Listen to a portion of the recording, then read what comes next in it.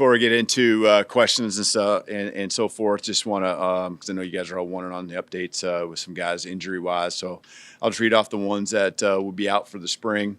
A couple guys that are limited to, and a couple that are full go. Alex Asparuhoff, he'll be out. David Bird will be out. Long snapper, Bubba Hampton will be out. Cavante Henry, Damani Jackson, Deontay Lawson, Danny Lewis, Keon Sabb, and then we have some guys that are limited, really just to Indy only and non-contact, and Justin Jefferson, Caden Proctor, James Smith. So a lot of those, pretty much most of those injuries, all just from last season still, and expected. So nothing new there from our standpoint. I know it's probably new for you, but good to get out there. Practice one comes and goes fast. Guys did a nice job, workmanlike mentality, just out there trying to do what they can. I think just like they have been the first 6-7 weeks of training, doing what they can to be their best and bring others with them. So good leadership, accountability from just requiring, the maximum effort, maximum strain, and liked what I saw. I obviously don't want anybody to be hurt, but can those be kind of a blessing in disguise in terms of getting younger players or inexperienced players some reps? Yeah, with the list, there's a lot of guys that are returners and upperclassmen. So there's a chance to build some depth, with our guys and get some younger guys a lot of reps. Coach, you mentioned leadership. Who are you seeing that from specifically so far? Well, I think it's a bigger group because we do have a lot of guys that are returning. So there's probably 10 guys that decided to come back, and I think all of those guys, along with any of the returners that were significant contributors. I could go on down the list. I just feel like maybe we don't have someone who's just over the top strong and one guy who commands all of it, but I think all of them working together, just kind of picking each other up on top of themselves. I think it's in a good spot, and I expect it to be a lot better, but I think it's at a good starting spot at this point of the year. Anything starts over with a team. It doesn't matter if it's the leadership, the installs, the drill work. It all starts over every single season. How do you define successful spring practice, both as an individual practice and the period, 3 or 4 weeks? I think it's always about just continue to climb, continue to have progress. Challenge the guys out there, either getting better or getting worse. It's individually, that's us collectively, it's your side of the ball, and so I think that's a good starting point. Is which direction did you go? And I expect a great attitude, energy, effort, all that. It's always going to be that practice one, and I expect that every single practice. But there are some times where a guy, maybe it's coming back from injury or a rep that didn't go as well. We got to pick each other up, and that's to me, it's either you're going up or you're going down, and that's what I'm always going to gauge it by, because in the end goal, it's to be our best and to be your best individually. Caitlin, with Nick Sheridan continuing to coach quarterbacks, would you expect Ryan Grubb to gravitate a little more toward the OL because that's kind of where he comes from as a coach? Well, I think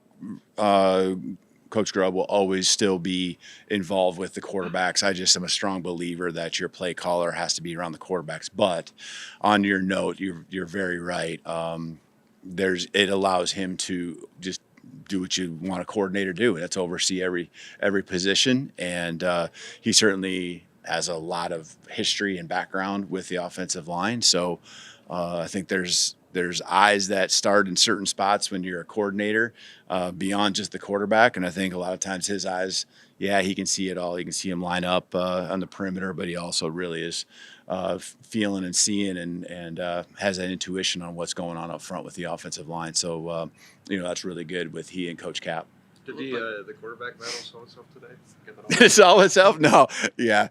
Good question there, Nick. No, it's it's something. I mean, just they're all at different points, but few things just procedure-wise that are a little different, and good to see those guys all operating through that. And they all had their times, of course, where they looked really good, and times where they got to continue to grow and get better. The roster says that Keelan put on, I think, 17 pounds. How much different does he look now than when you were Yeah. I guess recruiting him out of high school? Yeah, I saw him last summer, and saw him in person for one game last fall. So, he's in pads and all of that at that time too. So, he looks good right now. Strong and moves around. Just he's just a good all around athlete. But the weight program for him is certainly, any new guy is going to be critical. And it's good to get that first phase under the belt. That's why being an early enrollee is so important. And then obviously now even through the spring, there's multiple reasons, but one of the reasons we go every other day. And not back to back ever is just so we can get big days of lifting in, really a minimum of 3 times a week. You mentioned Caden Proctor. I'm curious what kind of the plan is on your end for who you want to see kind of rep. Yeah, it'd be a combination because we don't want to, we got to have some guys that can move out. We're thin at that position, especially when you look at the experience at that position. So there's some couple of guys we can move out. Olas played a little bit of tackle, a couple snaps, but we want to make sure he can focus on guard too. So as we go through the spring, and we just didn't want to throw a bunch of freshmen out there with the ones or some younger guys. That was kind of one of the rotations we used in one of the team periods today, for example. With a guy like Michael Carroll who could play tackle but probably projects more to guard, do you use him more as a tackle now in the spring, or what's the plan? He took some reps there today. Again, you don't want to, especially for a young guy. I mean, there's a lot of, I call it bullets flying, right? And so you don't want to make it harder than it needs to be for him. But, and so you try to keep him in the same position for multiple practices. But also that flexibility for a guy like Michael does exist. And he does have that frame where he could play some tackle, even though, like you said, he probably – down the road, end game, probably more of a guard. But, that's what I love about some of the guys. They're athletes, so they are versatile. They can play maybe not all 5 spots because that gets a little confusing, but you can play right side or you can play left side or you can play right tackle, left tackle, or right guard, left guard. The interior guys, really, you try to learn center as well. What are you hoping to see from the winner of the eventual quarterback competition? Well, I mean, it's got to be a guy that can deliver the ball, command the huddle, command everything we do with the team, just that presence and that belief and confidence in your signal caller. And so, it starts with a lot of that, just the belief. But the belief comes because you're making the throws and, you're getting the ball to the guys in a fashion where they can go make their plays and reap the rewards of all the work that they put in. You've dealt with a lot of high-end quarterbacks. Where does Keelan kind of how does he rank compared to other true freshmen that you've dealt with? I guess coming in, how more is he advanced to get that level? Yeah, he's up there. He certainly is. I mean, he's got a long ways that he to go because I think that's the way he looks at it, and he's excited about what this growth's going to be even during this spring.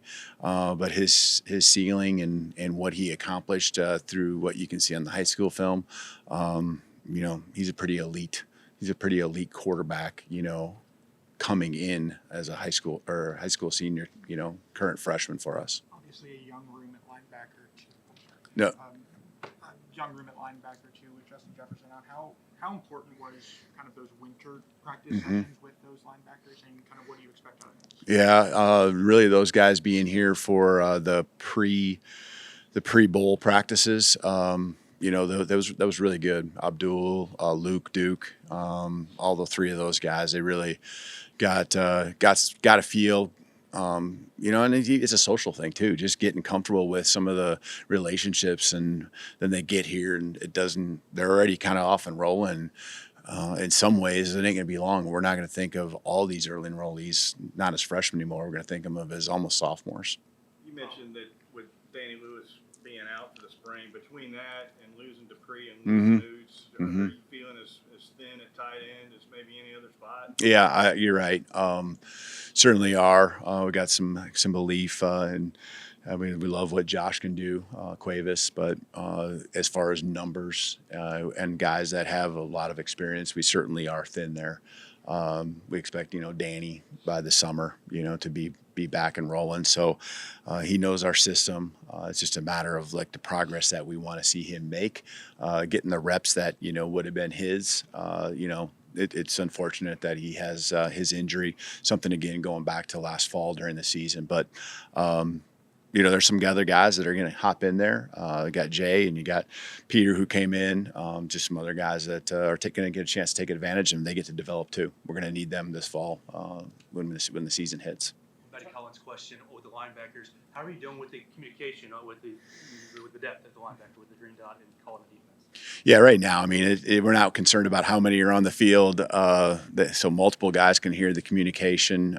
We're not under those regulations in practice, but it's good for all of them to get that experience. But we'll go with the veteran guys. Deontay this fall will be the prime guy. Justin would probably be the number 2. Both of those guys are out, so there's a lot of stuff being thrown at some new faces on the defense when it comes to the communication, the green dot. Hey, Coach, can you talk about your wide receiver room and also what does Isaiah bring to you? Mm-hmm.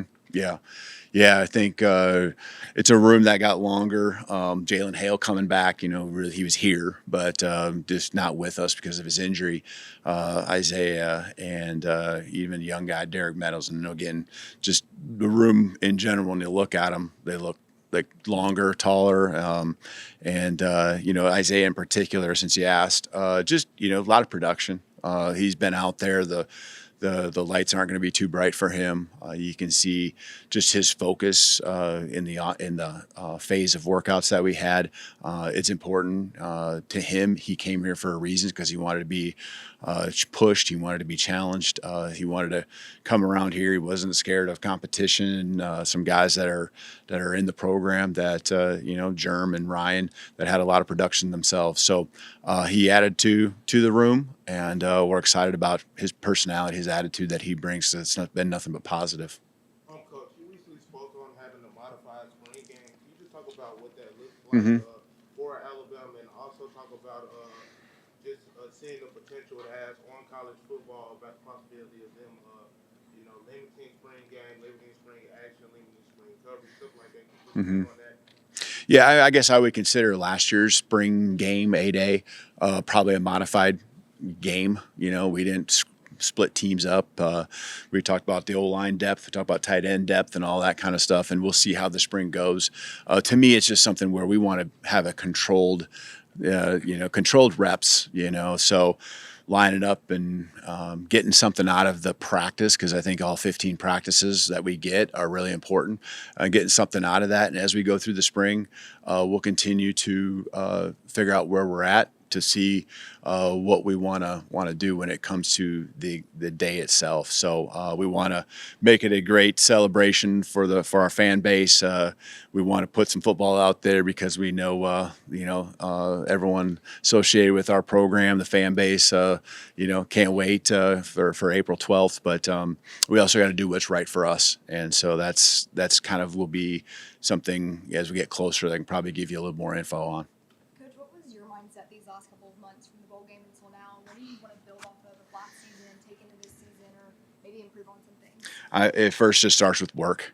Just put in the work and just show up and focus only on today. I mean, I barely even wanted to give the guys a schedule of March and what it looked like, other than that I just needed to tell them what day they needed to be back from spring break. We've been so focused just on that day and that day only, not really getting our head of ourselves. They definitely don't know anything about what the spring game would look like, because really we focused on today, and tomorrow we'll have a team meeting just to focus on learning from today and barely take it from that. So it's not getting ahead of ourselves. It's just coming in and working. An example of just, even our winter workouts, our fourth quarter, it's never focusing on, and it's kind of related to this same topic. It's never about trying to see, or wonder what's this workout all going to involve, or can I make it through it? It's about going as hard as you can that rep. And, you might not make it through the whole thing because you there's no tank, there's no gas left in the tank, but you can see this competitive stamina continue to build throughout the fourth quarter workouts because guys just gave it everything. They had that rep, then they focused on the next one, and I really love the mindset, and that's one example of how we're trying to approach it. The documentary, Fox Station was doing. Did you enjoy it? Did you like it? Did you enjoy kind of seeing behind all that kind of together? Yeah, I think it's good, and there's just so many people that don't understand these guys and their stories. I think that's what you really want to come out in these. And what I think we wanted, I know we wanted in a documentary, was there's so many really neat personalities, characters on our team. Just learning their journey. They all have a story, and there's football, right? I mean, in order to have something around Alabama Crimson Tide football, there's got to be some shots of football games, locker room. I know people like to see that too because you're not able to be in there with us, but it really was actually not much of a distraction. There's one camera around practice, really, that the entire time, and so. I love that maybe there's some interviews or the camera went home with some guys and we get to learn more about their families. We know a lot about them, but I think there's probably been something here or there that I've actually learned even watching it, that's really deep and really something I didn't know going back to their childhood days, especially here only 1 year. But I think it's been cool, share with everyone the journey, but also get a chance to be kind of in the facilities and around the program maybe a little bit more than most would have the chance to. Has the highlight of your offseason been watching your daughter hit a home run against Alabama to start her career? That had to be a pretty cool moment. Yeah, it was a cool moment and proud of her. I think when it comes to your kids, you want what they want. You want to be happy. I'm that dad coach, so I love seeing the response to adversity, but I also, you want your kid to enjoy those moments that you work so hard for. So I'm really proud of her and everything she does. It's not just being a softball player, but being a person. It's not easy being a coach's kid sometimes. And so the way she handles it along with the rest of my family, my other daughter as well, certainly proud of them. Thank you. Roll Tide.